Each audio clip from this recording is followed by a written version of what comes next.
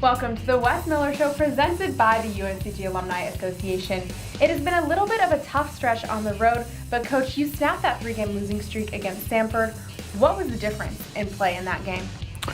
Well, first of all, I'm glad we snapped a 3-game losing streak. You know, it was a tough stretch for us, but our guys really did respond in Birmingham, and I thought they prepared better. We had a really good practice on Friday, and sometimes when you have a game, a practice in a game, that practice in between games is a tough one to get a lot out of your guys because there's not a lot of energy there and you want to make sure you have energy for the next game.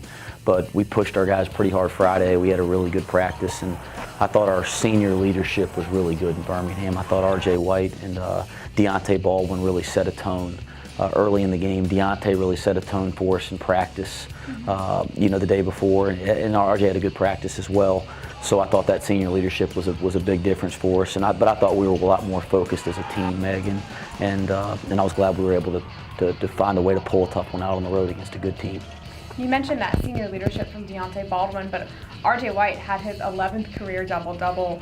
So what is it about him that makes him so deadly in that post position? Well, I just think he's so gifted offensively. You know, he can kind of score everywhere, and he's really proven this year he can make open threes. Throughout his career, he's been a really good low post scorer, finisher, back to the basket scorer.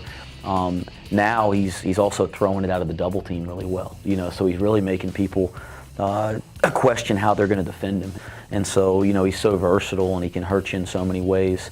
So I do think he's a guy that people worry about, and he continues to improve as a player, and that's going to be really good for our team. And at this point in the season, you guys are a pretty decent chunk of the way through. There's got to be a little bit of wear and tear on the guys. So overall, how is the team doing mentally and physically?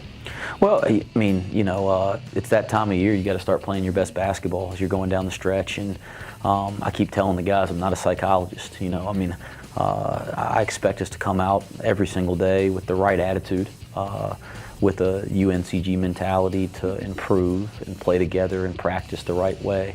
And that if we do that, I think the results are going to take care of themselves. This off week will really help us, you know, without having to game for 7 days to get in a better place physically. But we also got to make sure we grow and stay in shape at the same time. So, you know, that's a balancing act as a coach this time of year. How hard do you practice them? But this team's been better when they've practiced hard, when they've practiced with pace, when they've competed. And so we're not going to get away from that. So when you mentioned that 7 days off, is it all good, or is it a little bit of a blessing and a curse where you have time off to recover, but is it also hard to stay focused through that? What I've tried to do is say, okay, we got to make the most out of this 7 days. We got to stay in shape or get in better shape. We got to become a better basketball team defensively. We got to sharpen up offensively. And then also, you know, we got to try to take care of our bodies and get proper rest. So if we can do those things this week, I think this could be a really good thing for us to be off. I know when you faced Western Carolina last time, you guys beat them by 19. But what is it that you're prepping for most that they have? Well, they're really good at home, you know, and I know they haven't had the type of year in conference play that they've wanted to have. But if you look at their games, they've been competitive in almost every game they've played in league play. So they're capable of playing with everybody in our league. They're capable of beating everybody in our league. I mean, you look up, and we got absolutely blasted by Chat. That wasn't a whole lot of fun, by the way. But you look up 48 hours later, and Western's beating Chat in the second half. I mean, they're capable of beating everybody in this league, and they're even better when they're at home, Meg. So we got to be prepared. And when you play against Larry Hunter's teams, you got to be prepared for their toughness. You know, his teams always play really hard. They're always really good on the glass and on the backboards, and they're always good at making it a little scrappy for loose balls and things of that nature. So you got to have the right mentality. I hope our seniors prepare our young guys for it, but they'll be really good up there. I don't think people should look at their record at all. Mm-hmm.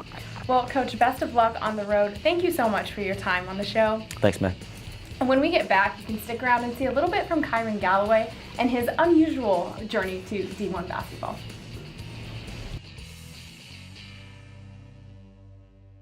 Normally, we're not on the same side. Not even close. But there's one thing bigger than our rivalry, and that's beating cancer. It's the one thing we can agree on. And together, we can win. That's why we're teaming up with Subway Restaurants and the American Cancer Society's Coaches vs. Cancer program. Go into any Triad Subway and make a donation to Coaches vs. Cancer. Any amount, with or without a purchase. Team up with us and Subway Restaurants. And help us win against cancer. Hi, I'm Barbara Corcoran. To sell your home on time for the most money, you need a sharp agent with a marketing strategy that creates the most demand. Bottom line, you need a partner willing to put their own money on the line for you. In Greensboro and Winston-Salem, it would be Jason Bramblett. He attracts hundreds of buyers and creates so much demand that Jason can guarantee if your home doesn't sell at a price and deadline you agree to, he will buy it. Partner with the agent I trust. Go online or call and get your home sold.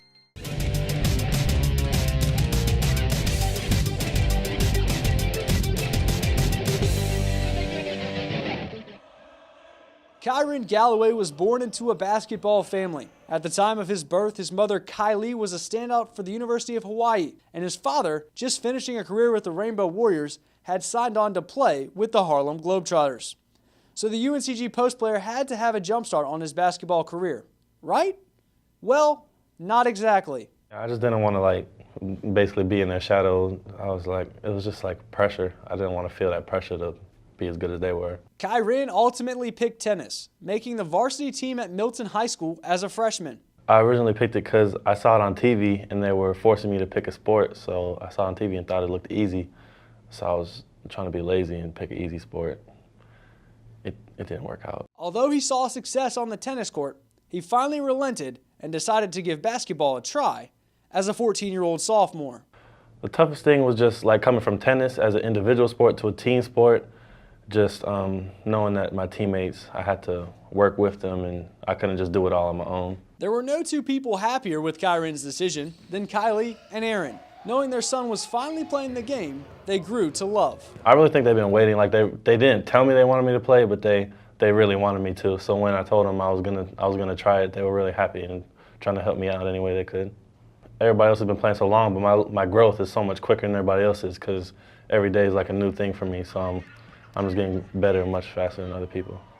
College coaches began to take note of Galloway's growth and saw the enormous potential in the lean 6'8" post player with touch and a silky jumper. At the beginning of my last year, my senior year, I saw Coach Parsons. He saw me down in Florida, and then they were coming to check out another kid, but they just liked me more. So then talked, and Coach Miller started coming down, and they offered me, and then I was just picked up from there. Miller, one of the youngest Division I coaches in college basketball, saw the potential in the Georgia native and offered him a scholarship to play as one of the youngest in Division I basketball at 17 years old. He just said that he believed in me and age is not an excuse or anything. He thought I could really do it, and I need to show everybody that I belong here and I can play. It was just very difficult to adjust from high school where normally I'm the biggest player on the floor to I don't think I've been the biggest player in any game this year, so just the size and speed of the game is so much different. It's been quite a learning curve for the big man adjusting to college basketball, but of late Galloway has found more and more minutes in the UNCG lineup, including a career-best 10 points to go along with 5 rebounds on the road at SoCon preseason favorite Chattanooga. It's so helpful to get these minutes out of the way. If I didn't play all this year and I played next year, I would be better, obviously, but I want to have the experience. The game experience is really important. There's no way to get it except through the minutes. As for the comparisons to his parents, Kyrin knows they're always going to be there, but the Galloway family has enough basketball talent to go around.